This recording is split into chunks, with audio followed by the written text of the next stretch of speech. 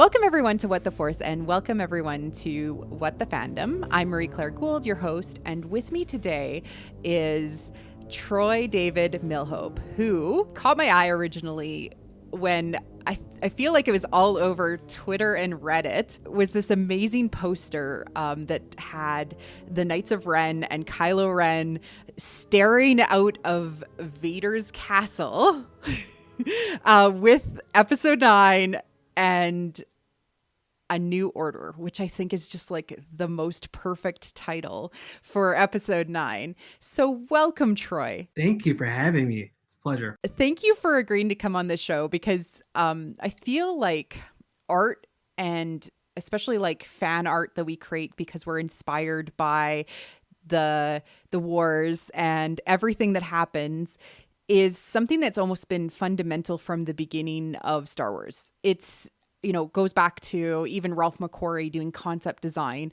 of all of what Star Wars was even going to look like and how it was going to behave on screen, to, the covers of the novels that came out in that gap period where nothing was being produced, to just people taking little segments of it and creating really cool and interesting things, from comics to just posters, movie posters, alternative fan posters, everything. So tell me about what inspires you specifically about Star Wars.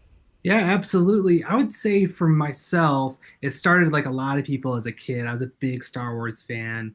And being, having an art background, being an artist, I do this professionally. I'm an art director in my profession. So for me, I use this as a tool to just kind of, do a few techniques and kind of approaches that I don't probably typically do on a day-to-day basis.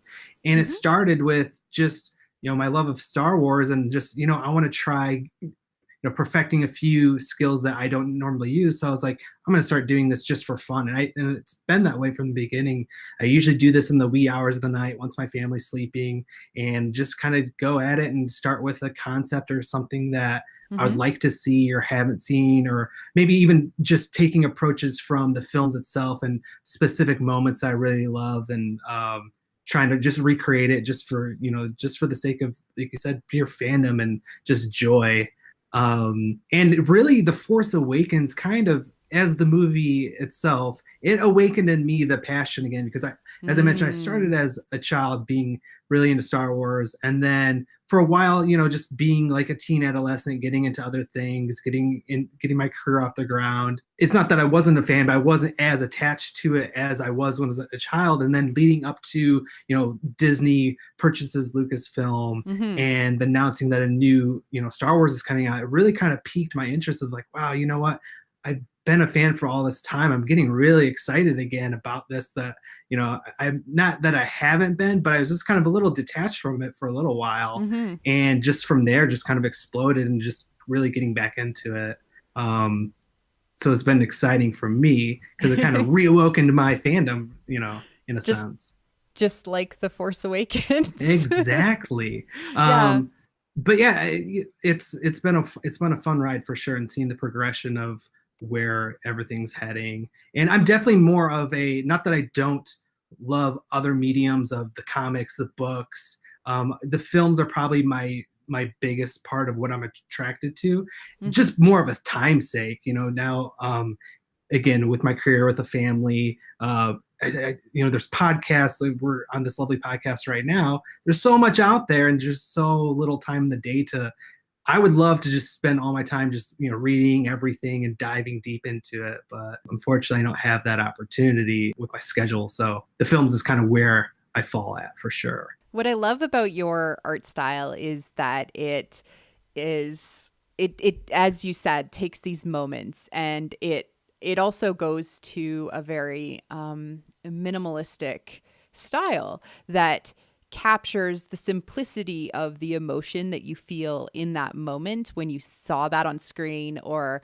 what that representation is. And to me, that draws specifically to, and sort of culminates in the Holdo maneuver piece of artwork that you got. Yeah, absolutely. Yeah, that type of style definitely attracted me. As like you said, I have a big passion and interest in kind of what can you achieve doing it simple, but also, well, sometimes when people say simple, a lot of times it's correlated with Mm-hmm. easy, which I don't think is the case at all. So I try to take these moments and try to find a way to make, what are you gravitating towards from a visual perspective? What's catching you? What are these shapes, these, the lighting, the color, things of that nature that I just really kind of go towards. And definitely that style is, over the years, has, you see it all over the place. And I haven't pioneered it. There's many people that do it better than me for sure.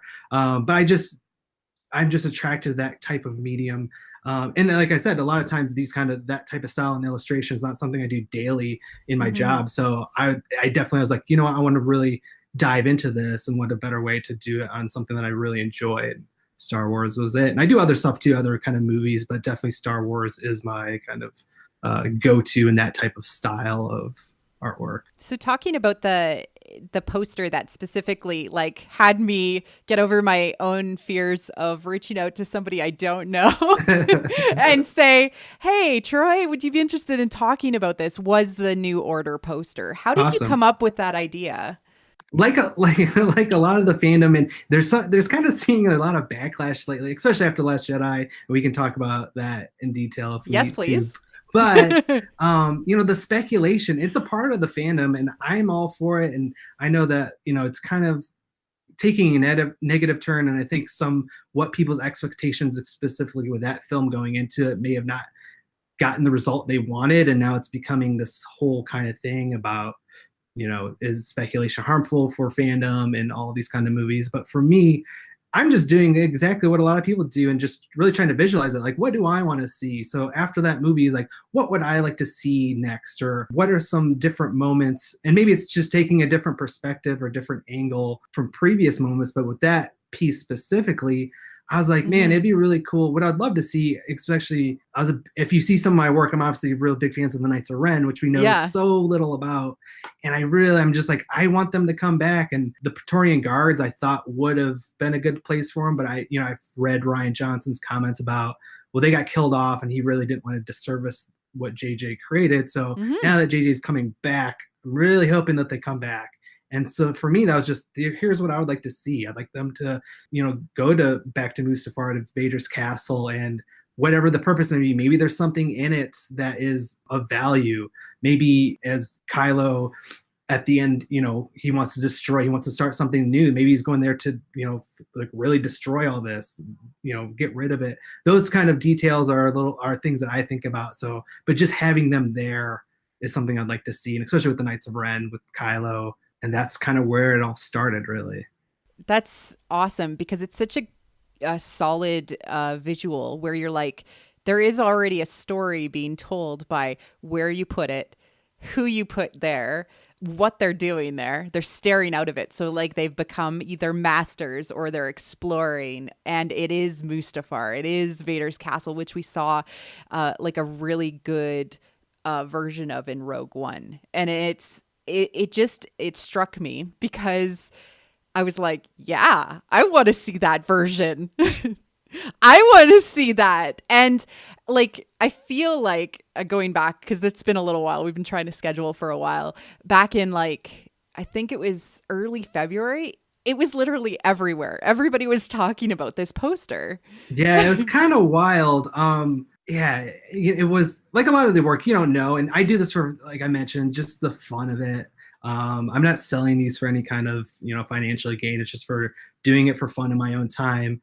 And yeah, I literally, I kind of posted that circumstance was kind of weird. I can dive deep into a little bit of the process too. Is I was also very sick with the flu during that time.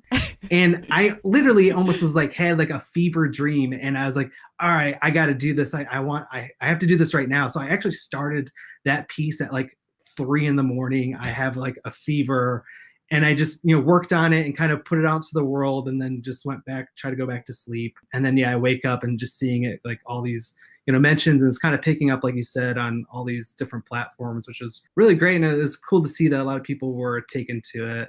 And especially I was probably a little proud of the name as well, because it's something that I was like, again, thinking of it Mm-hmm. okay, 9, or what do we want to see? What do I think? And I was like, oh, maybe I'll take it. First, I was going to do the New Order. And I was like, well, I'd like to do a little nod to A New Hope. So I changed it to A New Order, which goes into a line that, Kylo, when he's talking to Rey after the throne room scene, I think he mentioned something of like, Mm-hmm. join me and let's start a new order, which kind of Mm-hmm. that's I referenced vaguely. I was like kind of remembering, I was like, okay, what were moments that happened that I could pull from, and that's what I used. Yeah. That's so wonderful. And can I ask you, I know it's probably like a little bit of like just what you do, but how did you go about creating it? Is there any sort of like, I don't know, uh, programs, drawing? Like how do you create your art? Yeah, absolutely. I use so specifically Adobe programs, and I use Illustrator, Photoshop. If I'm doing motion, bring in After Effects and some 3D programs. So as I mentioned, Mm-hmm. I'm an art director in my job, so I have a graphic design background. And so I'm not a traditional illustrator, which there's a lot of talented folks out there that are Mm-hmm. hand drawing, these beautiful pieces of artwork that, like, Dan Mumford, for instance, who's done a lot of the IMAX posters, that has this really unique illustrator style. I mean, he does that all by hand, which is amazing. And I wish I could possess those skills. I don't, in my mind. So I use a lot of different techniques. Definitely, it's really more for a timing thing too. I'd love to spend large amounts of time to hand do this, but sometimes I just want to do something quickly for fun. And so using a mixture of Photoshop, illustrations, photo manipulation, it changes every time, whatever the piece needs, really, to be honest. A big thing with myself as well is, as I like to make things as realistic as I can, but also still within that illustrative style. So using a lot of Mm. photo references, or going out in especially for lighting as well. Again, I'd love to do this, have more time to do it, but I just kind of, it changes really on a project to project basis on how I go approach it, which is fun for me. So it's not cookie cutter of, okay, here we go, I'm going to do this next poster project and I'm going to just do the exact same thing I did last time. I try to mix it up as much as I can. So what is your favorite Star Wars piece of artwork that you've done? Oh, wow. That's tough. That is tough. The one that we just spoke on was really fun. What I got the most pleasure from was the balance arc that I'd done of using Mm. the iconic yin yang symbol and incorporating that with Kylo and Rey to really depict that, and using, you know, just symbolism in general on what that symbol means, and then also what that means in the Star Wars universe as well, of the balance of the light and the dark side. I had a really fun time doing that one, and then that actually got picked up to be a part of the red carpet premiere, which was an honor. I was really ecstatic about that. I loved the like screenshots you have with that one on your site that like, yeah, it's that's the one. Yeah. It was really cool, and for me that was just enjoyable just because of the concept itself. I'm sure, like, I try to do as much research as I can to see if stuff out there exists, and I didn't come across anything. Not to say that maybe there isn't something out there, and that's the struggle with sometimes art is, you might have a great idea, but it's been done before, so maybe you try to find unique ways to take a spin on that. And you see that across the board too, especially with styles. As I mentioned, this type of style of art in fandom, you see it's pretty popular. You see it all over the place. So I take that, and how can I do this maybe a little differently to to stand out and not blend in with everybody else, because that can happen and there's nothing you can do about it. But yeah, just that was a fun concept for me to explore. So in your mind, and maybe this is going into a little bit of the speculation or kind of your interpretation, what does it mean to you? So a lot of times too, as much as I can, diving into material, especially interviews of the Mm-hmm. directors, I think way back, I can't remember if it was Entertainment Weekly or Variety, but for The Force Awakens and JJ, he kind of dropped a lot of information on some thought processes, and a lot of it was that I picked up on, and I didn't see a lot of people talking about, was from the very beginning with this new trilogy. It was really the rise of both the hero and the villain, Mm-hmm. and that's been, as you can see, throughout. And especially I was really ecstatic when I made that piece, that seeing in The Last Jedi the talk of balance is very prominent, And I felt like I was tapping into something that was Mm-hmm. very appropriate, and you can see it within these films of the balance of the two and how there needs to be balance. And that's where I took that. I know that there is now, again, I don't know a whole lot about a lot of subculture stuff, but I'm just learned the shipping term, which I see as a big thing. But I know the Kylo or the Rilo, you know, Raylo. Raylo, yeah, sorry. Is a big thing too. So I didn't that's not what I was intending to do, but obviously with art is it's up for interpretation. So I love that people can take something out of it differently, and that's the joy for me. It's because, like, even though maybe you didn't see it from that perspective, you were plugged into something the directors were saying and the visuals that you were seeing on screen. But Right. my personal experience interprets that art and brings new meaning to it. Absolutely, and that's what's great about it is being a big fan of music too. You read a lot about that with music artists on, a lot of people. What's the meaning of this song? Be something completely different than what the listener is taking away from it, and I find that to be really exciting too because it's there's so many angles to art that you can appreciate, and it's fun to kind of see what other people are taking away from it that maybe wasn't the intention, but I'm not saying it's not a part of it. You know what I mean? It's just it's interesting to see that. And it's okay. Like I Absolutely. I recently did an episode on fan fiction, and we brought up the conversation in the topic of transformational fans versus they're the people that want the canon to be the canon and nothing beyond what is there physically on screen. Like it's like the people that read a poem and don't see the deeper meaning underneath. Right. And whereas transformational fans will take a poem and be like, "Oh, I'm going to turn that into a really cool song with that poem as lyrics. I'm going to build a picture off of this poem." And there's been some backlash in the community about people who view beyond, so shippers, people that are doing artwork, Right. people that are doing, are exploring these different concepts and ideas as like being too serious or like ruining Star Wars. And I would say like Yeah. that's the beauty of Star Wars, is that it inspires people to create beyond what is in the shell of the movies or any of the canon. Absolutely. And this kind of goes back to something I think about too. And when I was in school, I met a fellow student who was, and I at the time I didn't even know this was a thing.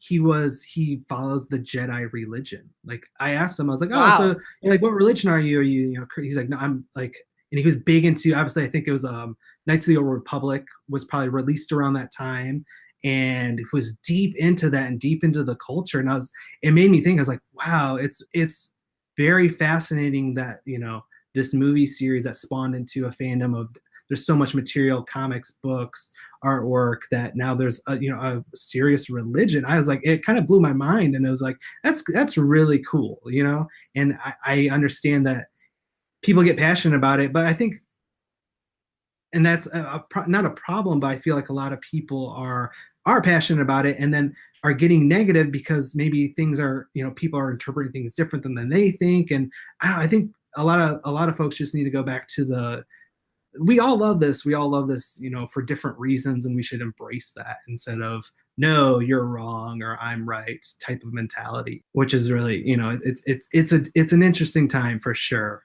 Yeah. Yeah, it is. And there's some unfortunate toxicity in the fandom right now. And but I feel like art, and fan art especially, is one of those avenues to which new concepts are more readily acceptable to people. Like, because visuals and the language of art, much like music, speaks to people deep down in their core, where maybe they can translate an idea that speaking or writing can't. Right. So, like, showing people a picture of, okay, you guys saw this like weird sexual tension between Rey and Kylo, but like it might be more powerful than, say, just telling them. Like Raylo, like it doesn't speak to them in their core. Right. Yeah, it's visuals are very powerful. It's a way of communicating, and I think that's even just looking at film and why people love film so much. It's these you're taking these stories and you're visualizing it, and I think a lot of people too need to also realize that because, and like you said, I forget the exact terms we're talking about of those those very canon-esque, which is great, but we got a lot of people need to remember these films are all like Last Jedi was the longest Star Wars at 2.5 hours, but there's so much out there in the universe, in the Star Wars universe now, that it's you can't put everything in a film or in a series, and that's what's great. It's using now all these other outlets to explore these different avenues and different themes and different stories. Mm-hmm. Because in reality, you just don't have that much time in a movie series or in a movie itself to really talk about all these subjects. You got to move the story along, and you have just so little time to do so. Pablo Hidalgo recently tweeted that if you want to see what George's original vision was like, don't look to the movies, look to Clone Wars, because he had 40 hours of time to tell his vision, whereas in the movies he only had 12. Right. No, it's wild. Even just, I love diving deep into like the original trilogy, and obviously a lot of it where they were kind of making up as they go, because they Yeah, didn't it was transformational. It was, and they couldn't depict what it would turn into, so there's kind of like just kind of writing it along. You read stories that like that Leia was Luke's sister, wasn't it was written last minute into the scripts, and it's fascinating. It's fascinating. So I'm going to ask you a tough question. So Okay. either what is your first memory of Star Wars, or what is your favorite memory of Star Wars? Wow. Okay. First memory is, and maybe this ties into why I love it, because actually my first film memory, when I think about it, is a Star Wars movie. And it was Return of the Jedi. And I just remember Jabba's palace scene and being very little and frightened by it, but also like very intrigued. And then, seeing a lightsaber, and obviously being very young, like a laser sword. I was like, that's so cool. And those are my first memory. Yeah, watching. And I don't even remember the whole movie, but my first memory of Star Wars and my first film memory is just Jabba's palace in Return of the Jedi, which I'm happy with. I feel like we have the same childhood. That's like literally my first memory, and like the sail barge and the Sarlacc pit, like that whole sequence. I don't really like that is, and watching that on like old Betamaxes is like what I remember the most. Fantastic.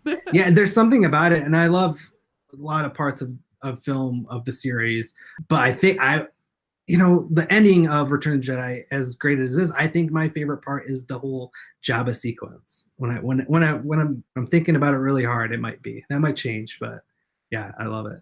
So what's your maybe most favorite memory of Star Wars from any memory you have?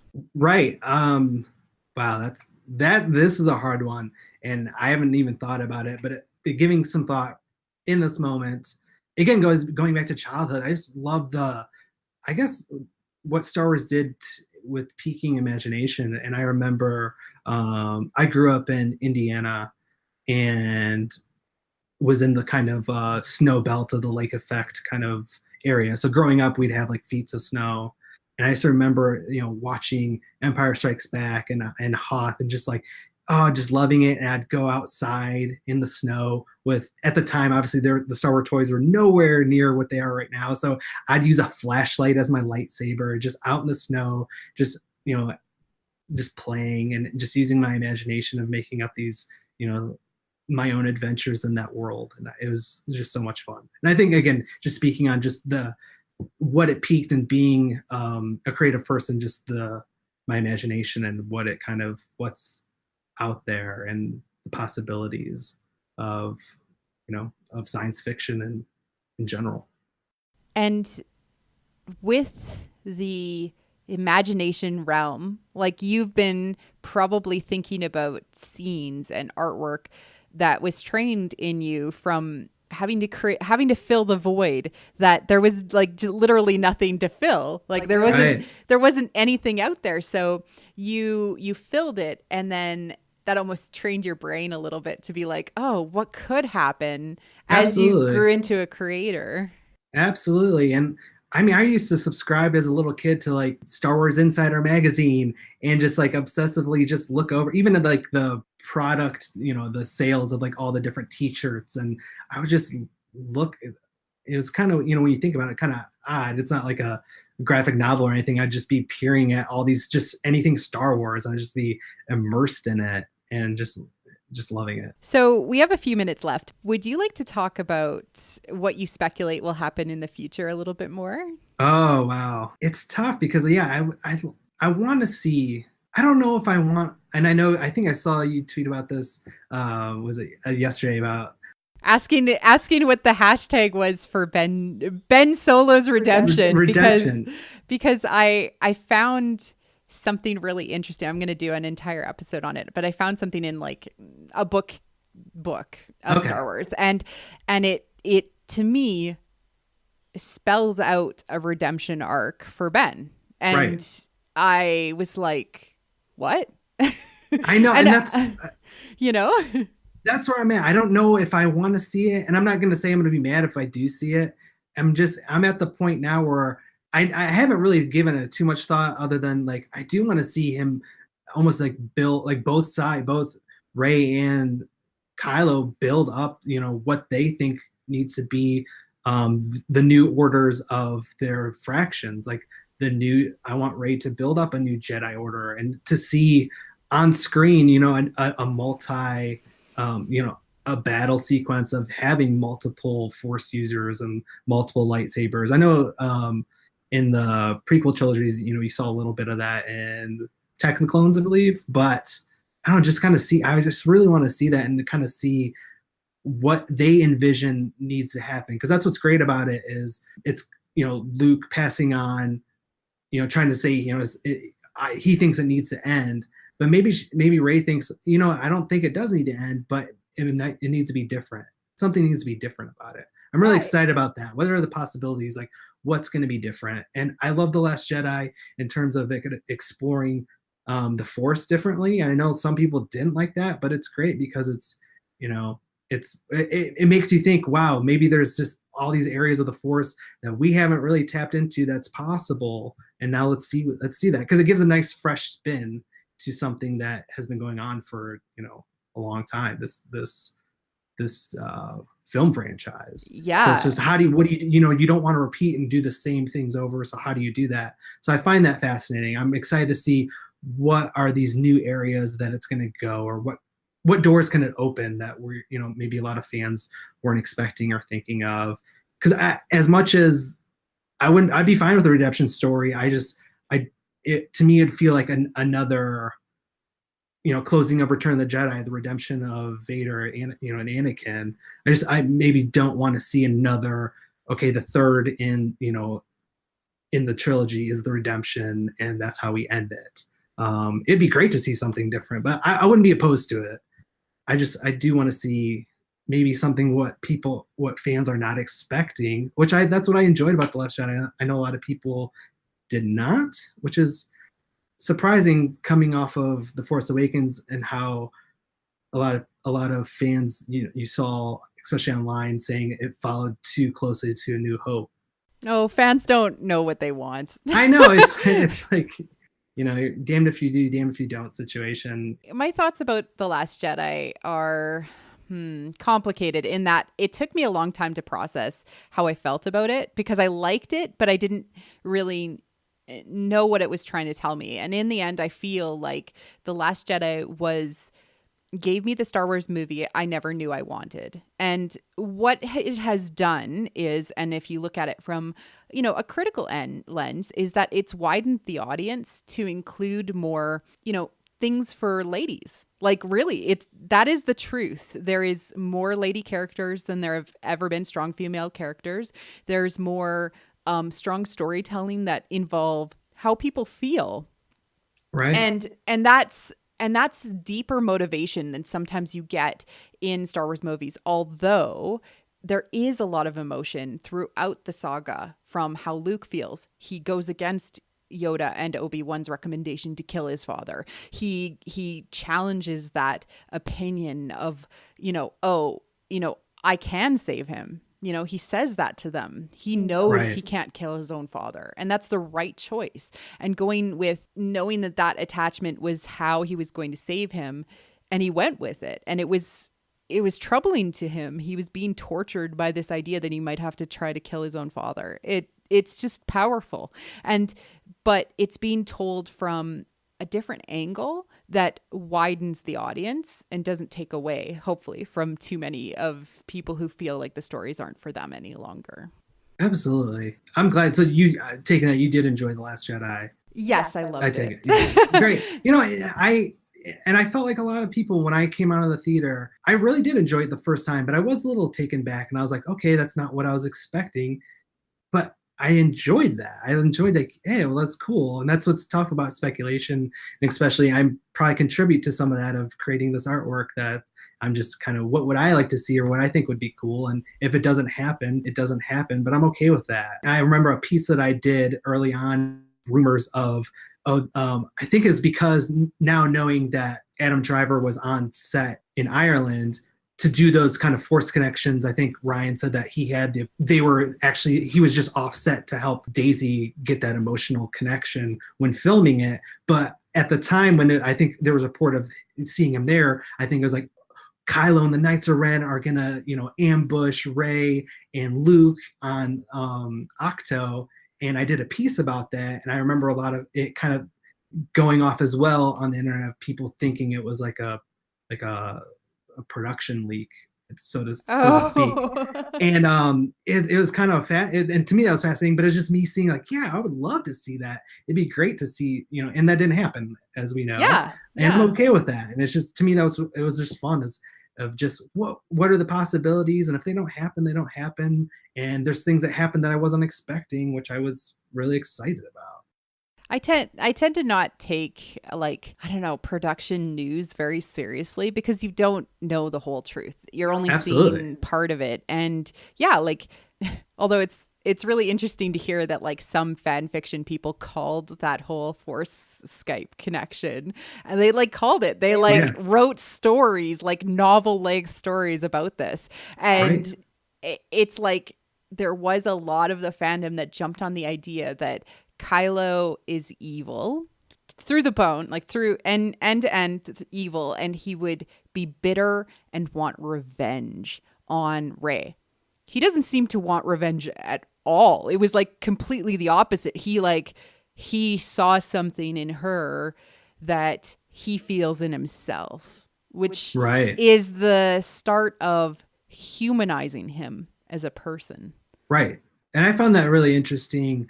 And I think going back to when JJ, mentioned, I would want to see the rise of a villain, and some people are taking to that of, maybe not too kindly. I know people always like emo Kylo, and he's kind of like a teenage angsty kind of character, but at the same time, it's fascinating to see, and it's different because you have Darth Vader, who's one of the most iconic villains and out there, in my opinion. And you want to do something different. You don't want to have just another take on that. And I find it very fascinating to see those kind of human elements, because it makes you think that, of course, he is human and he has these emotions, and how is he dealing with that, and what are his choices from that. And I find that to be very interesting. Yeah, it's fascinating. And it's fascinating to see how the properties are being released and to live in a time where we get to see it happen. So we got to see TFA, bad villain, kills his own father, monster. And then we see Last Jedi, we see it humanized, right? And then we're going to see Solo. So we're going to learn more about his father and the choices that his father had to make as a young man, perhaps giving us insight into who Kylo is now. And in a couple of weeks, we get a book about young Kylo baby Ren, right? Little baby. You don't show a baby and expect him to be a monster. Right. And I think that's it's an interesting angle too, because taking it into real life, in real life, quote unquote villains, they are, they are people. They were babies at one point, they were children, but something happened in their life that made them go in a different direction. And so it's to me enjoyable to see that in this, and to see that, okay, you kind of are relating to, not relating, but you're kind of like, okay, not maybe sympathizing, but you're kind of like, he's the villain, but I'm really fascinated with this person. And it'd be great. I hope to see the exploration after, he destroys Luke's temple, and what made him fully go to, to meet with Snoke and join the dark side. Oh yeah, yeah. Blast shot is like Ben is like less than a year old, and Han Solo's like holding him, trying to get him to sleep. That is not something that you show of somebody who is irredeemable, like, because if you think about it in Star Wars, bad villains that are irredeemable are the Emperor, are Snoke. You don't know how they became villains. They are just representations of the devil, which are irredeemable, right? Whereas Vader and Kylo, they have reasons for why they became bad. Right. And that's what's interesting too. Again, reading interviews, I think Adam Driver may have mentioned it. I can't remember exactly who, but they what's what was interesting to them is in a villain of thinking what they're doing is right. And that's true. It's interesting to see that in their minds they think they're doing the right thing. You hear him say it when he's like murderous, when he's talking about the resistant, there were a bunch of murders, thieves, and I forget the so it's interesting in his mind. He's like, what I'm doing is right, because you guys are the villains out there. I'm trying to do the right thing and have order and structure to this galaxy, which is, to me, is really fascinating to see that side of it, because I've always wanted to see, and I would love to see I don't know if it'll happen, but like a film from the First Order or the Empire's perspective. Now that would probably not happen at all, especially under a Disney. Well, they explore it a lot in the books and Right. in the comics, like in the side canon. But I don't know, with bringing on the co-creators of Game of Thrones, we might get some darker streaming shows, because we know that there's going to be a few streaming shows on the new streaming channel. We might get darker trilogy, darker movies. I don't know. It's exciting. I'm super excited for the future of Star Wars. And in general, Troy, I want to have you back after Solo comes out and ask you what you thought of like the art design and all of the amazing visuals that I'm sure we're going to get. Absolutely. That'd be so much fun. I know, you know what? I think because it's coming out so soon after The Last Jedi, and The Last Jedi just got released on, physical and digital. So now you're still in that world, that it's not like I've forgotten about it, but I'm kind of excited because I haven't been as like diving deep into before the release as I have these last two Star Wars releases. So I'm actually excited to go see it just from a fresh perspective and not have any kind of really speculation or expectations. So it'll be exciting to see for sure. I'm pumped for it.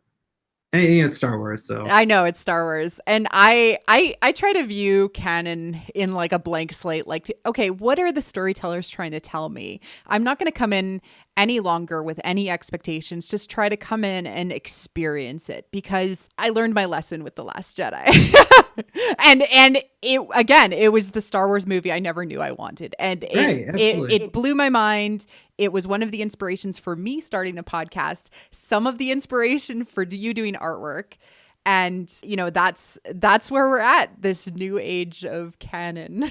Yes. And I think it's great to speculate and to have those, because obviously that's what I'm doing with my artwork. I'm, what are things that I would love to see that maybe haven't been explored, or maybe will, or, in some facet that but at the same time, just having that open mind and just remembering that it's Star Wars, it's something that you love. And if things don't go the way that you think, don't, maybe you'll see that in some other fashion, some other, a novel or a comic book, a video. Now they're doing the video, the whole Battlefront 2 storyline I thought was very interesting. So there's all these opportunities out there to explore different territory that maybe in the films that you're not going to see. So Exactly. And being okay with being wrong. I always view it like, oh man, I was wrong.